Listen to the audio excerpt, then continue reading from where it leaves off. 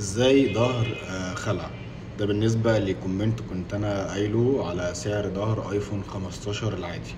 طيب انا كنت منزل فيديو من يومين على تغيير ظهر ال 15 برو ماكس، ونزلت فيديو تاني وقلت ان ظهور ال 15 الفئة بتاعت ال 15 عموما وال 16 وال 17 الظهور بتاعتها بتبقى فك وتركيب. فظهر ال 15 ده بيبقى فك وتركيب، مش زي الدهور اللي هي الحرق اللي هي زي ال 13 وال 12 وال 14 مش بتتفك، لا دي بتتحرق ليزر. انما ظهر ال 15 ده الايفون 15 بيبقى فك وتركيب زي الشاشه، بفك الظهر زي الشاشه. طبعا بيبقى ملزوق، بس بيبقى فيه زي كليبسات حديد كده حواليه، تمام، وبيبقى ملزوق بالوتر بروف بتاع الشركه عادي وكل حاجه، بس بيتفك عادي فك وتركيب زي الشاشه.